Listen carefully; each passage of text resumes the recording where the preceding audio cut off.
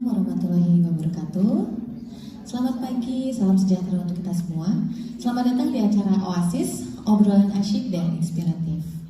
Kepada yang saya hormati, ibu-ibu perwakilan dari DWP KBRI Abu Dhabi, rekan-rekan dari PDITT, rekan-rekan dari Anyone Can Share, dan rekan-rekan dari Rempah Restoran Indonesia, dan teman-teman di Abu Dhabi semua yang saya sayangi. Perkenalkan, saya akan memandu acara hari ini dan nama saya adalah Dr. Giyadar Suryama.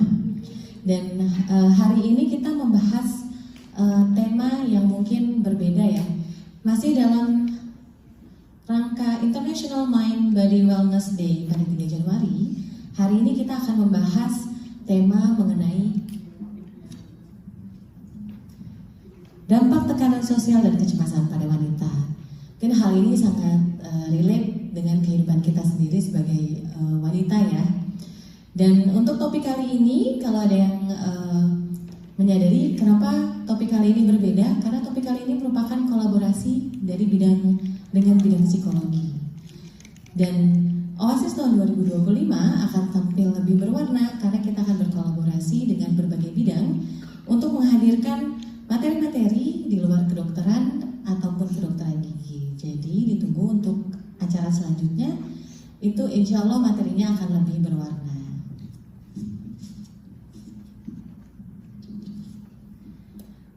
Dan izinkan saya untuk membacakan rundown di hari ini.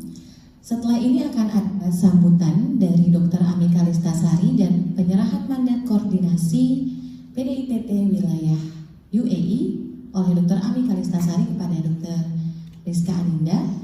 Selanjutnya kita akan ada pemaparan oleh Mbak Disa Gunawan, sarjana psikologi, di mana sesi ini akan sangat menarik karena ini bukan sekedar sharing, tapi ini juga akan interaktif dan juga setiap peserta yang datang dapat mendapatkan kesempatan untuk men-sharing kecemasannya dan juga kita mencari solusi dari kecemasan yang kita punya. Jadi nanti akan ada sesi kita akan menulis untuk kecemasan dan juga menulis dari solusi yang bisa kita dapatkan. Dan juga ada sesi yang sangat menarik yaitu sesi menggambar. Sesi menggambar ini mungkin nanti kita akan menggambar HTP, itu bukan sekedar gambar, itu adalah gambar house tree person, di mana ternyata dari gambar tersebut kita bisa mengetahui karakter atau kepribadian kita. Jadi sangat menarik ya, saya juga penasaran dengan hasil gambar saya nanti. Dan selanjutnya sudah pasti acara Oasis akan ada quiz, door prize, dan banyak hadiah. Jadi dengan peserta teraktif juga nanti akan dapat hadiah. Jadi banyak hadiah yang bisa dibawa pulang untuk hari ini. Lalu akan ditutup oleh foto bersama. Untuk acara selanjutnya kita akan mendengarkan sambutan dari Dr. Ami Kalistasari dan juga penyerahan mandat koordinator dari PDITT wilayah UAE. Kepada Dr. Ami, kami persilahkan untuk maju ke depan.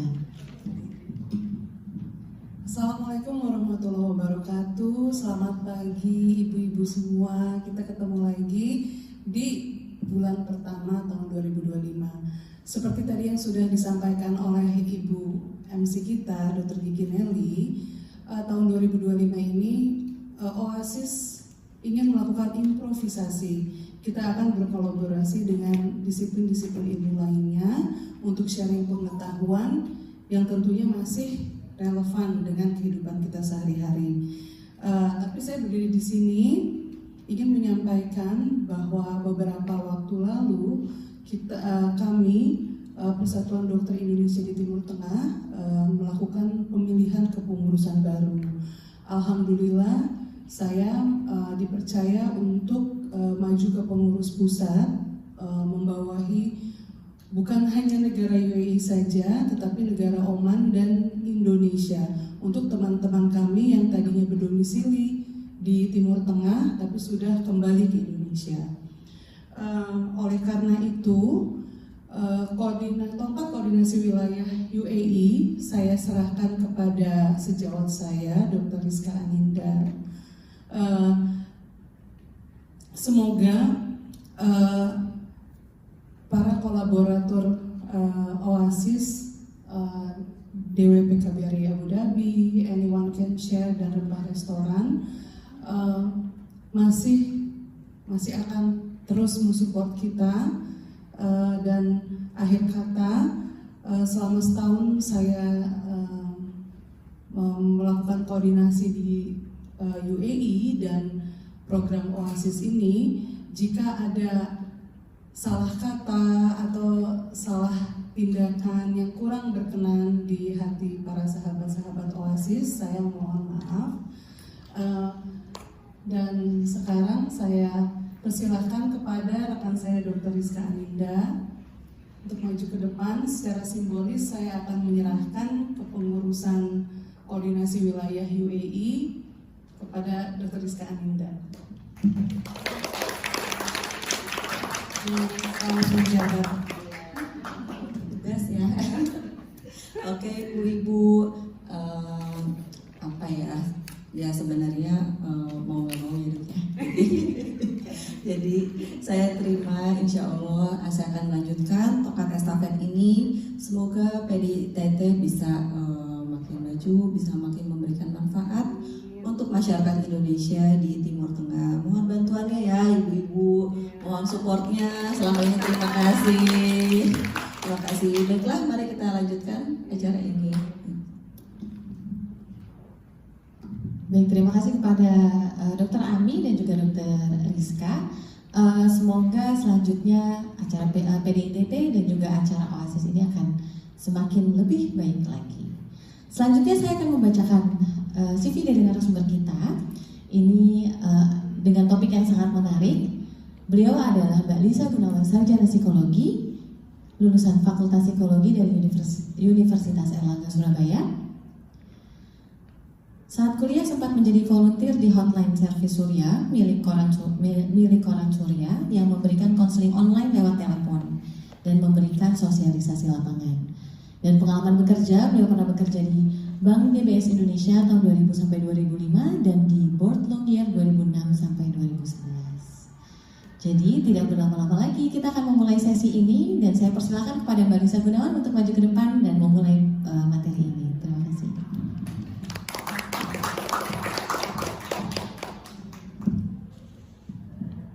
Selamat pagi Ibu.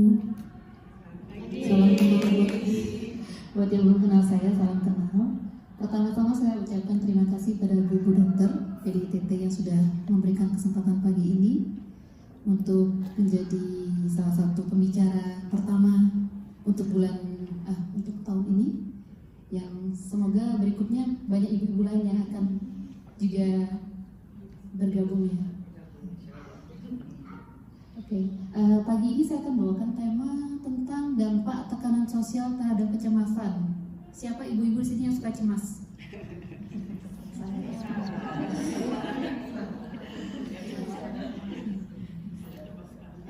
Ada yang tahu nggak pertama-tama ilmu psikologi itu apa?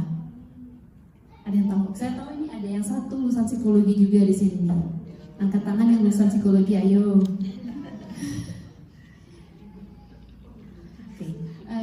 Boleh next slide ya, oke. Next aja.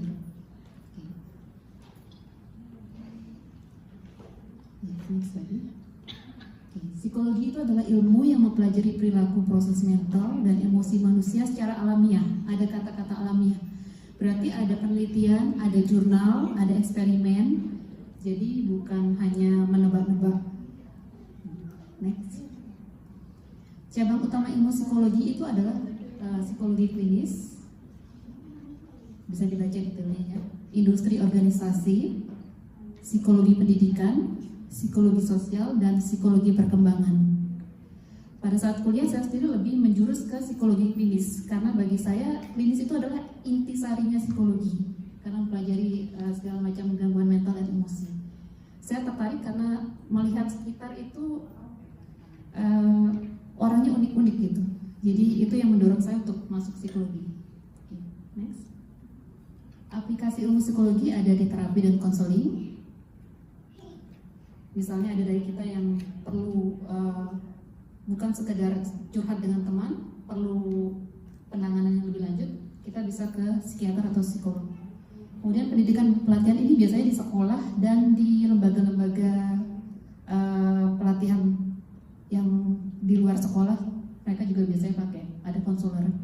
Manajemen organisasi untuk pengembangan sumber daya manusia, dan terakhir itu penelitian dan pengembangan untuk ilmu psikologinya sendiri.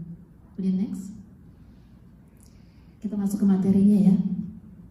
Tekanan sosial, kita pasti sudah paham banget sebagai wanita, kita tidak pernah lepas dari tuntutan sekitar lingkungan kita.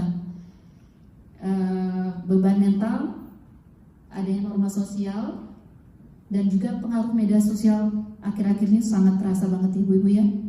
Karena apapun yang kita lakukan nggak pernah lepas dari media sosial, dari gadget. Next.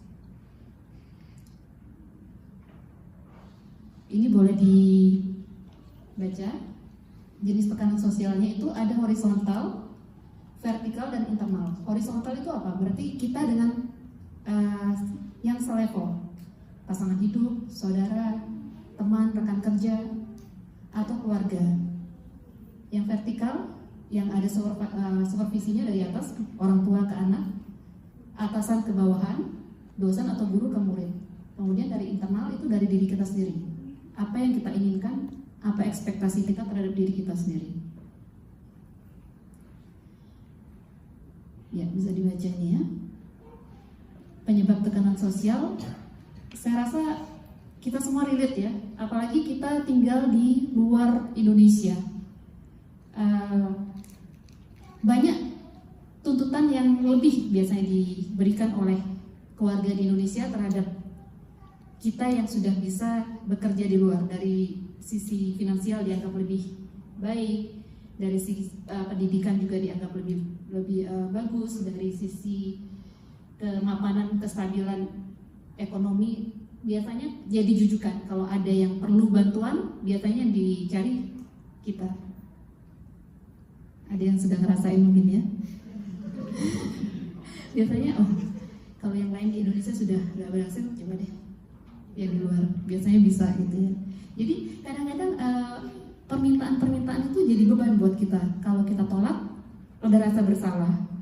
Kalau kita beri, nanti jadinya berulang biasanya. Kemudian perbandingan sosial itu dalam komunitas di sini biasanya kita bertemu dengan orang lain juga. Kita cenderung membandingkan apa yang kita punya, apa yang mereka punya, apa yang kita sudah capai di usia segini. Mereka sudah lebih, kita belum. Jadi ada rasa insecure dan merasa kurang biasanya dibanding dengan orang lain. Diskriminasi ini kita rasakan juga untuk yang bekerja di kantor atau bahkan di sekolah. Biasanya ada istilah skin tone yang biasanya mereka lebih ada stereotip jenis kulit tertentu dianggap lebih berharga atau lebih dihormati dari jenis kulit lain.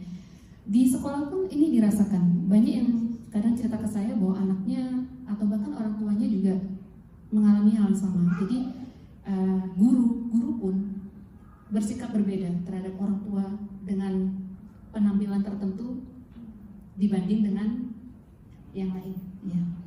Oke. Kemudian peran ganda ini ada yang bekerja nggak di sini Bu? Nggak ada ya. Kalau peran ganda ini biasanya ada tekanan antara keluarga dan pekerjaan. Jadi dari tuntutan dari suami, anak, kemudian deadline dari pekerjaan itu juga kadang-kadang terlalu berat dirasakannya buat kita yang punya peran ganda. Kemudian pengaruh sosial media, ada istilah digital native. Ada apa nggak? Digital native itu apa? Digital native itu adalah generasi yang pada saat lahir mereka sudah terekspos dengan gadget.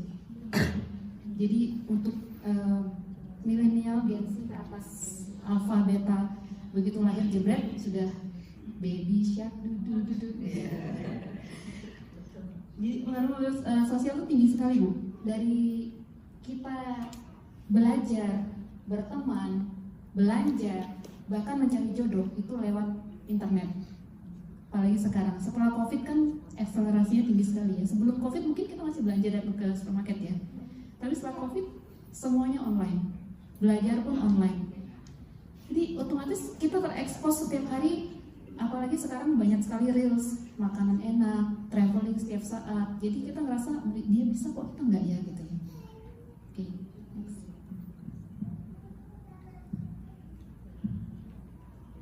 Apa itu kecemasan? Bisa dibaca ya. Adalah perasaan tidak nyaman, khawatir, atau takut sesuatu akan terjadi. Apa bedanya kecemasan dengan ketakutan, Ibu-ibu? Kalau takut itu ancamannya sudah ada di sini, ada ular, kemudian ada misalnya kita di pesawat terus ada gangguan mesin, itu sudah ketakutan. Tapi kecemasan itu belum terjadi, hanya kita membayangkan bahwa itu akan terjadi, itu bisa terjadi.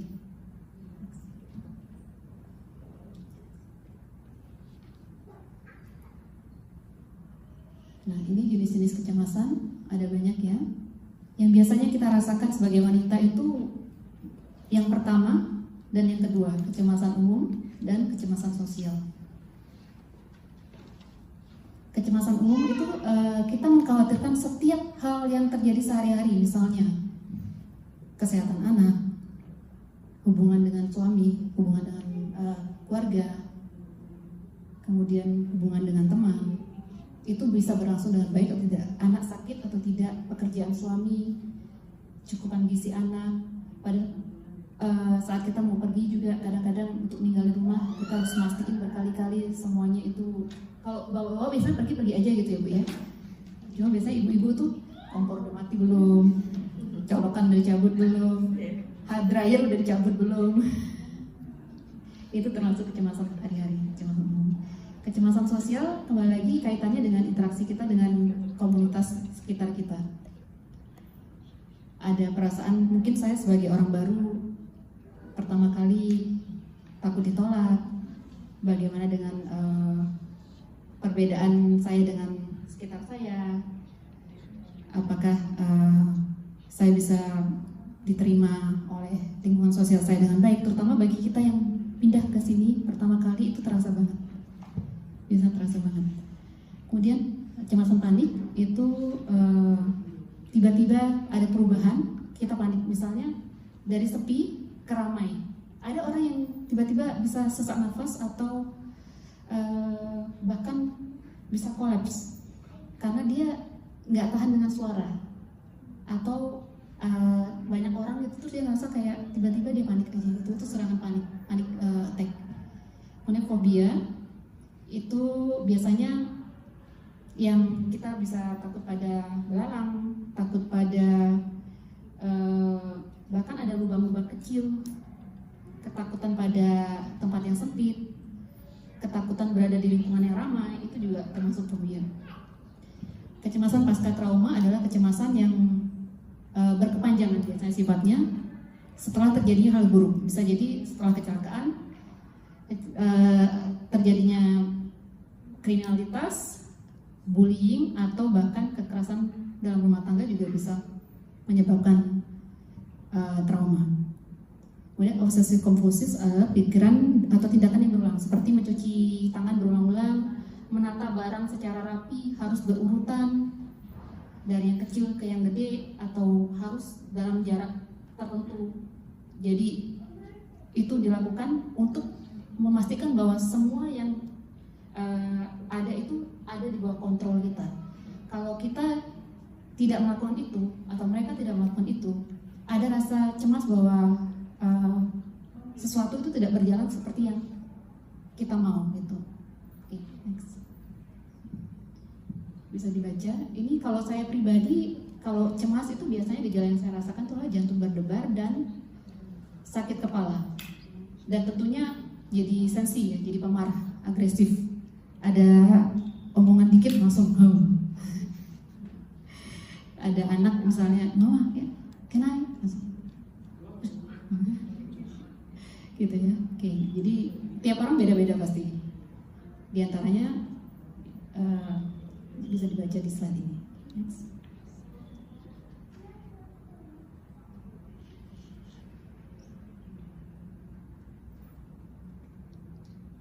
Oke, dari penyebab kecemasan bisa dibaca Bu, termasuk yang menarik itu adalah genetik. Ternyata kecemasan itu bisa diturunkan. Dari penelitian bahwa orang tua yang memiliki kecemasan bisa menurunkan gennya ke anaknya, bisa meningkatkan resiko. Jadi kalau orang tua punya tingkat kecemasan tinggi, bisa jadi anak juga begitu. Kemudian bisa dibaca sifat perfeksionis, traumatis, perubahan terbesar dalam hidup, termasuk misalnya kematian pasangan, pindah negara, itu juga termasuk perubahan besar dalam hidup. Kondisi medis tertentu, penyakit kronis biasanya kritis, penggunaan zat tertentu seperti psikotropika atau nikotin atau alkohol yang berlebihan juga bisa meningkatkan, dan kurangnya dukungan sosial. Sifat perfeksionis, kadang-kadang kita harus bisa merelakan bahwa ada hal-hal tertentu yang tidak bisa kita kontrol, jadi just let it go.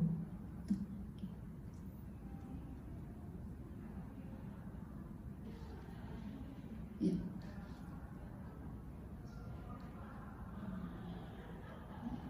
Dampak kecemasan ada emosional, ada sosial, bisa dibaca Bu. Ini ibu-ibu biasanya tuh mood swing, bentar-bentar marah, bentar-bentar happy, gampang tersinggung, stres berkepanjangan, sulit konsentrasi. Ini biasanya untuk yang bekerja di kantor atau yang sedang sekolah atau kuliah itu bisa berdampak. Kemudian secara sosial ada kesulitan dalam hubungan suami istri atau pertemanan, penurunan produktivitas di sekolah atau di kantor, kesulitan dalam mengambil keputusan dan mengisolasi diri dari orang lain.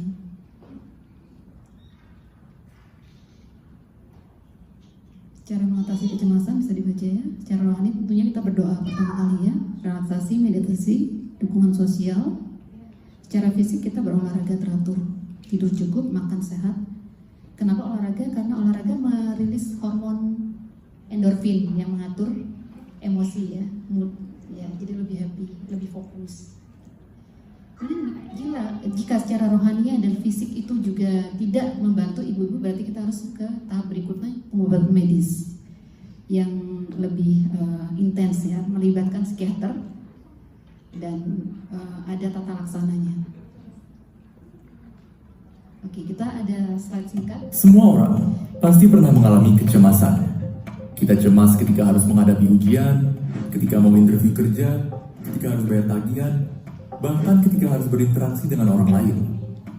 Kecemasan pada umumnya normal, namun berbeda apabila rasa cemas tersebut berlangsung secara terus-menerus dan terjadi tanpa alasan yang jelas. Kapankah suatu kecemasan bukan sekedar perasaan yang datang dan pergi, melainkan suatu penyakit yang serius? Untuk menjawab pertanyaan tersebut, mari kita simak dalam video ini.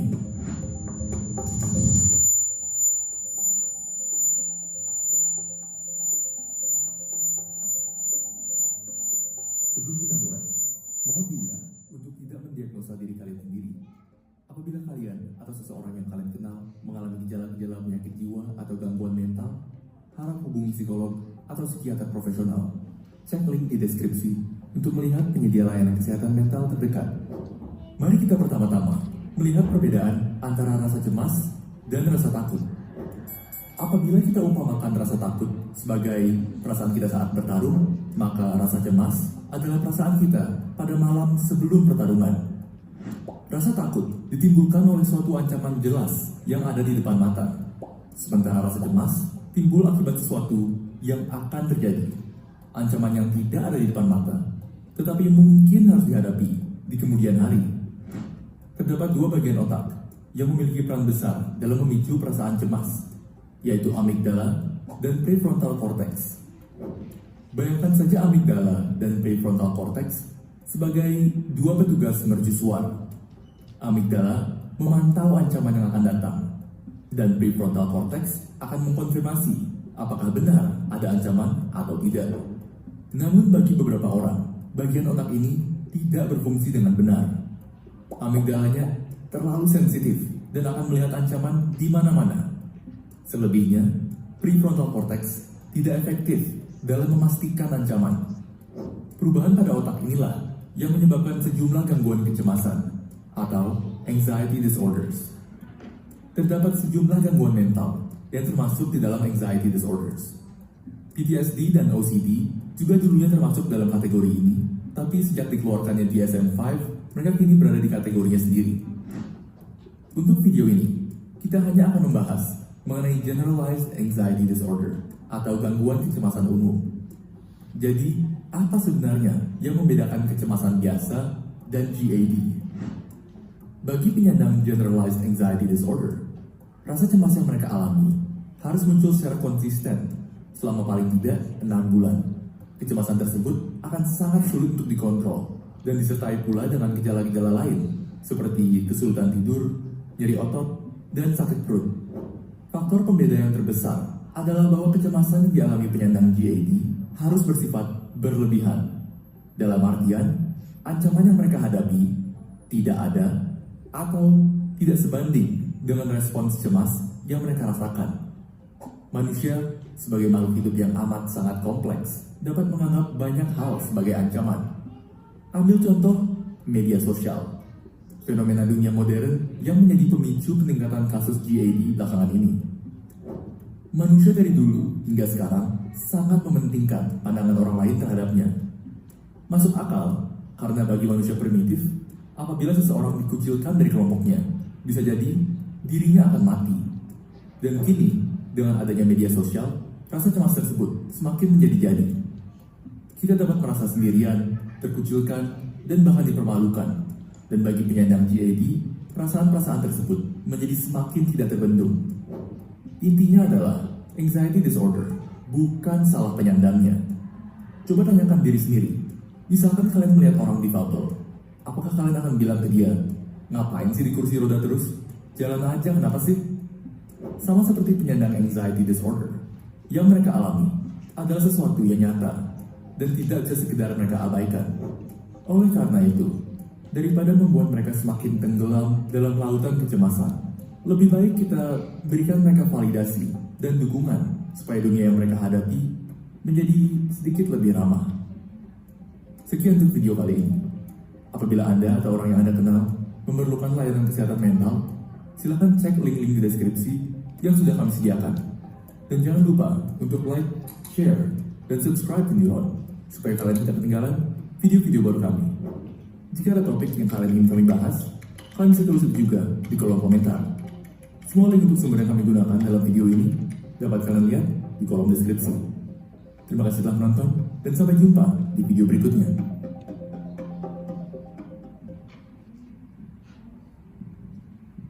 Terus sekilas bedanya apa kecemasan dengan gangguan kecemasan. Jadi kecemasan itu wajar karena ada penyebabnya. Tapi kalau gangguan kecemasan itu sudah mulai irasional. Jadi dan berlangsung lama, biasanya antara 3 sampai 6 bulan.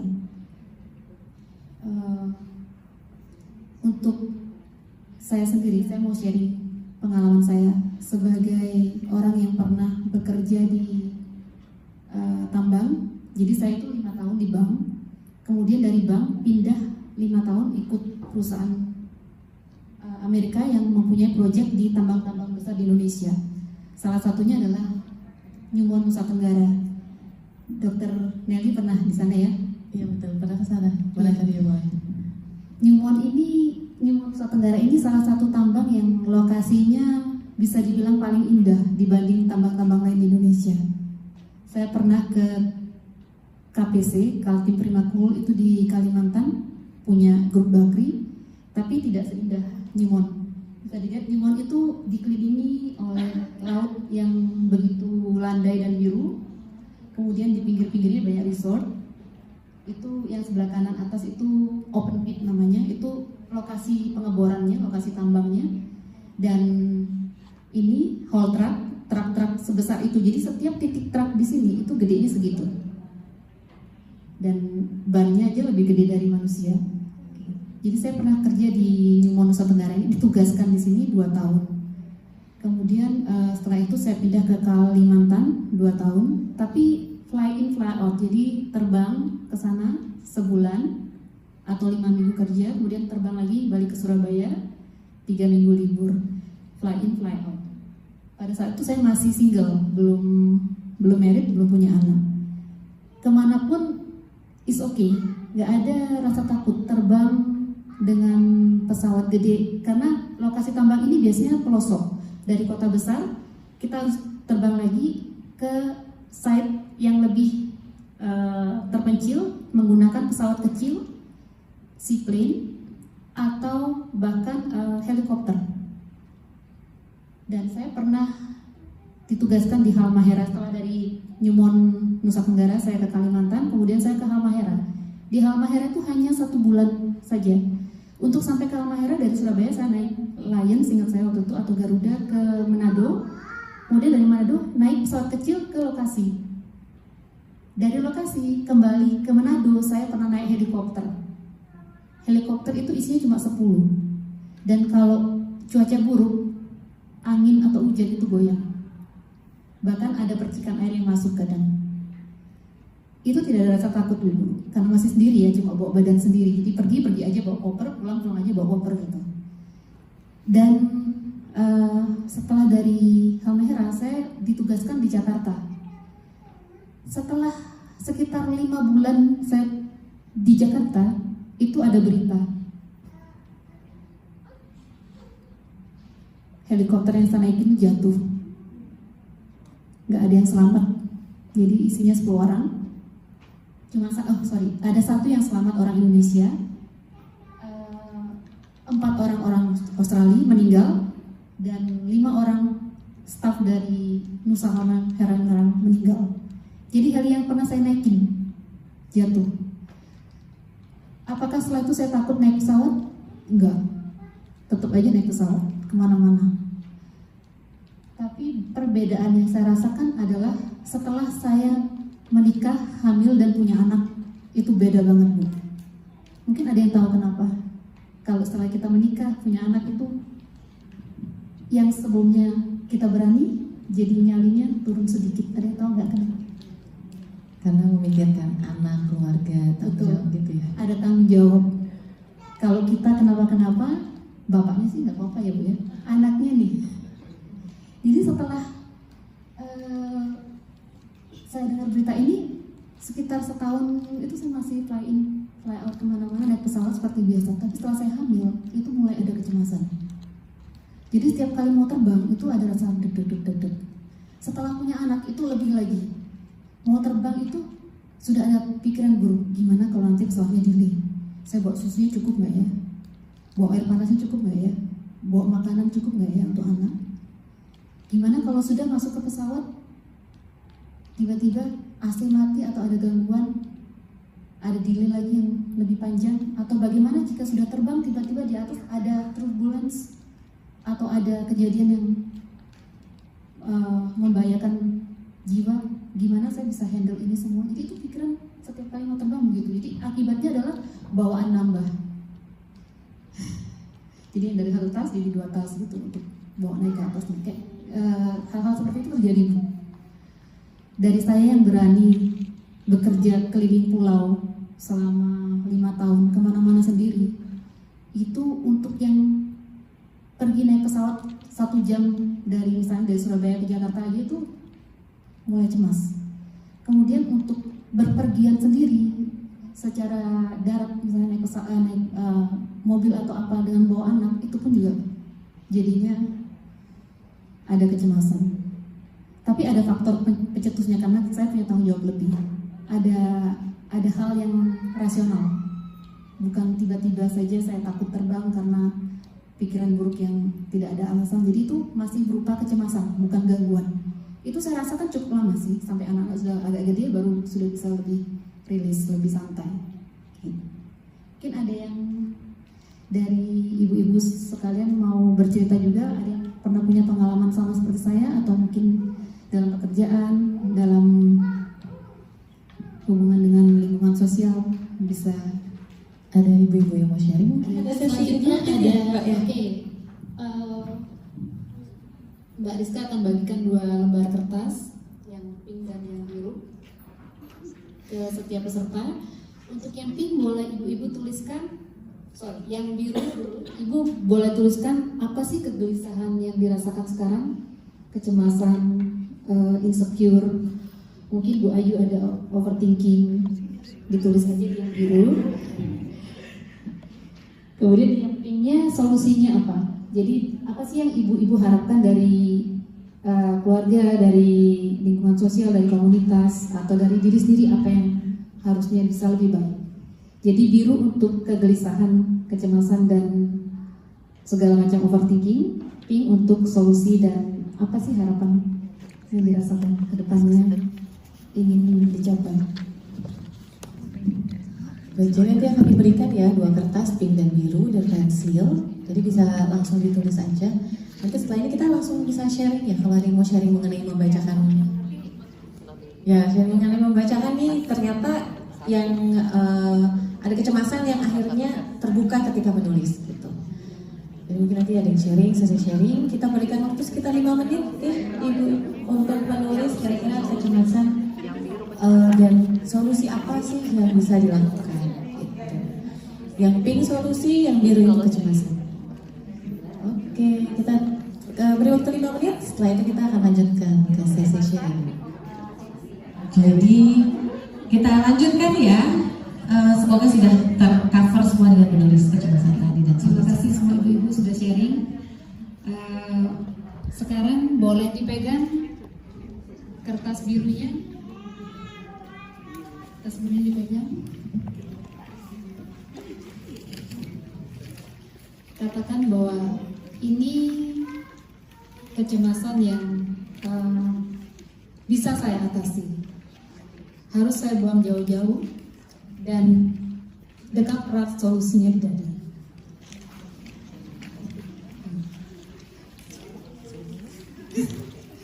Angkat dan remas, kalahkan semua kecemasannya. Lempar atau dibuang. Jadi buang jauh-jauh kecemasannya. Semoga dengan simbolis ini artinya kita bisa melepaskan semua yang tidak bisa kita kontrol dan lebih berserah pada Tuhan, berikhtiar, dan semoga kedepannya semua berjalan lebih baik dan insya Allah sesuai dengan rencana. Terutama Bu Ayu mungkin yang ada rencana besar ke depannya juga ya.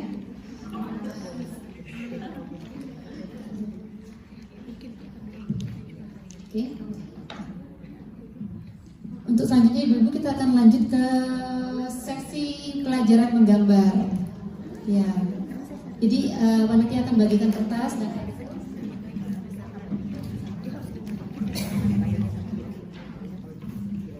ini waktunya enggak sebenarnya sekitar 10 menitan, tapi saya ingin memperkenalkan pada ibu-ibu yang namanya House 3 Person Test. Itu adalah tes psikologi proyektif. Apa artinya?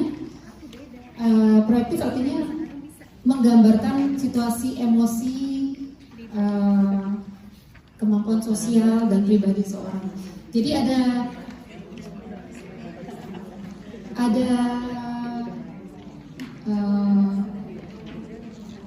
eksperimen yang menunjukkan bahwa gambar itu memproyeksikan apa yang sedang dipikirkan oleh seseorang, emosinya,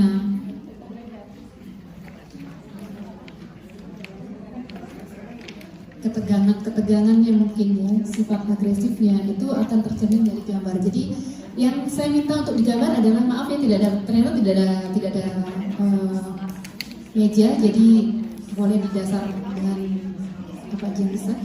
Gambarkan house 3 person, jadi rumah, pohon, dan orang. Ini tidak untuk dianalisa ya, karena untuk analisa itu sangat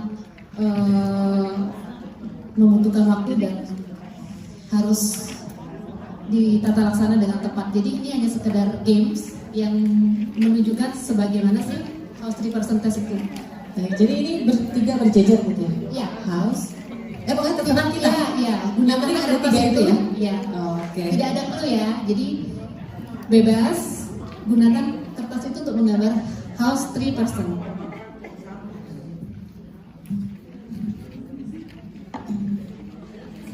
Ya, ibu bisa dikumpulkan ya ke panitia yang ada di sampingnya. Dan pensilnya juga disertakan sekalian dengan gambar. Ini mungkin kita udah penasaran ya, setelah kita menggambar tadi apa sih maksudnya dengan house tree percentage ini?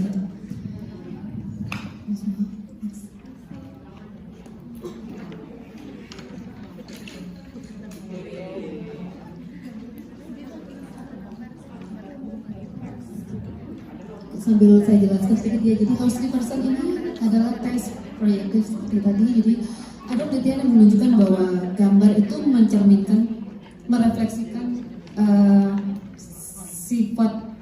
sifat emosi seseorang. Bisa juga menggambarkan kecemasan. Itu terlihat dari komponen dalam slide ini. Jika ada arsiran yang berlebihan, itu menunjukkan ada gejala kecemasan. Detail yang minim itu menunjukkan ada kesulitan penyesuaian diri, ada masalah di dalam diri. Gambar yang sempit itu apa sih? Jadi kita dikasih kertas yang lebar, tapi gambarnya kecil di pojokan gitu. Ada yang gitu nggak? Ya itu. Jadi adanya kecemasan atau merasa kayak terancam gitu. Jadi wajah orang yang digambarkan gembira menunjukkan bahwa dia lagi gembira dan terkejut. Gorisan yang tajam. Gorisan tajam itu yang kadang-kadang bisa tembus sampai ke belakang, kayak neken gitu ya Mbak? Neken. Jadi kalau digituin terasa. Saya itu neken. Jadi terasa ini kan kita permukaannya nggak ini ya, nggak meja ya. Jadi bisa jadi karena situasi. Tapi ada juga yang gambar itu sampai kadang dicolok gitu. Atau ditekan yang sampai dirasakan, padahal di meja ya, dirasakan di belakangnya itu. Ya, rasa. Ya, kalau garisnya tipis sebaliknya itu adalah ragu-ragu dan ketidakpastian. Kurangnya warna. Di sini kita tidak pakai warna ya. Tapi kalau misalnya diberi pensil warna, boleh ke next slide.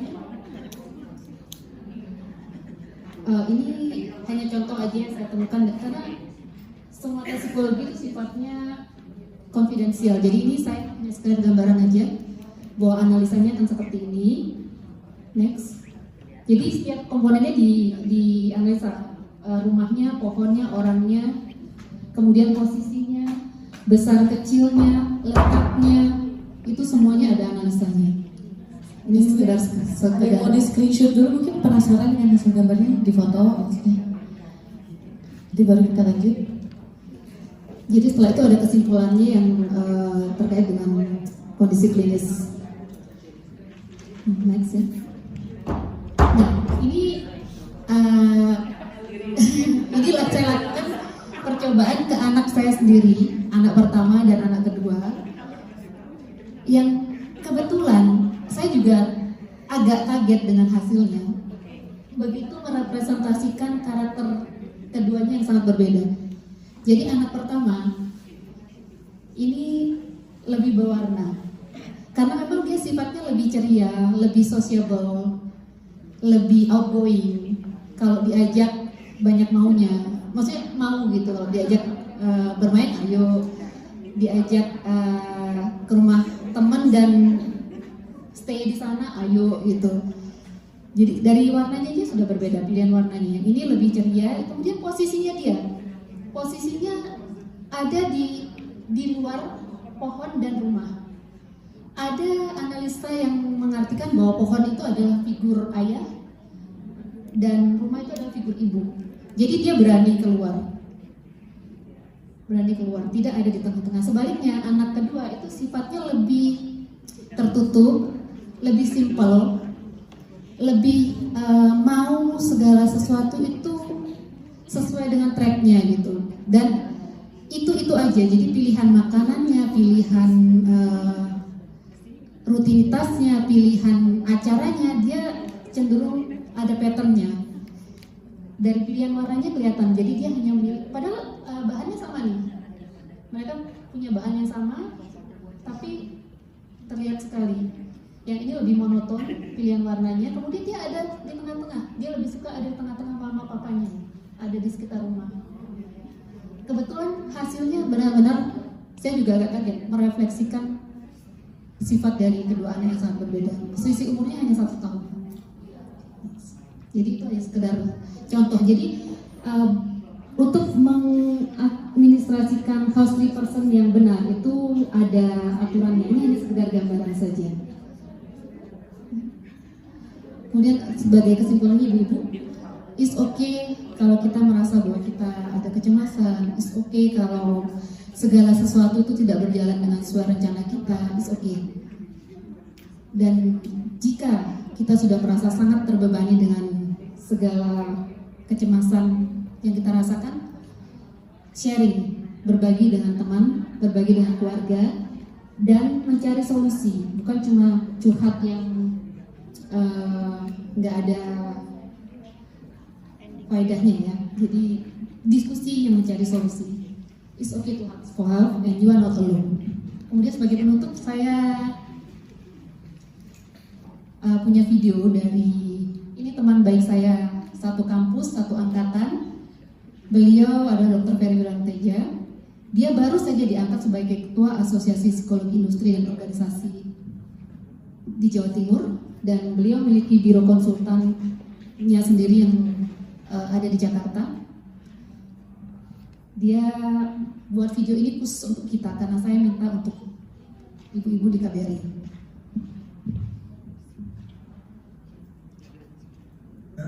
Salam sehat secara fisik dan mental. Adalah sangat wajar kalau kita mengalami kecemasan. Buat saya, kalau kita cemas atau khawatir, itu adalah tanda bahwa kita ini peduli akan sesuatu. Kalau kita tidak peduli, ya tentu kita tidak perlu mengkhawatirkan hal itu. Jadi, cemas itu adalah hal yang cukup wajar. Yang menjadi masalah adalah ketika kecemasan menjadi sebuah gangguan kecemasan. Kapan itu terjadi? Yaitu ketika kita mengalami gangguan kecemasan atau perasaan cemas terus-menerus selama 3-6 bulan. Kita begitu cemas sampai akhirnya seluruh aktivitas kita itu terganggu. Nah, pada saat itu mungkin kita juga mengalami ada satu gejala-gejala fisik yang juga memperkuat bahwa kita ini disebut mengalami gangguan kecemasan, seperti jantung yang berdebar-debar, mungkin tangan berkeringat, dan seterusnya. Saya pikir adalah sangat baik untuk kita mulai berkonsultasi dengan yang ahli. Dalam hal ini adalah psikolog atau psikiater. Datang kepada mereka, para ahli itu tujuannya adalah untuk kita mengerti tentang apa yang sedang terjadi dalam diri kita. Dan siapa tahu ternyata masalahnya tidak sebesar yang kita pikirkan. Sehat selalu.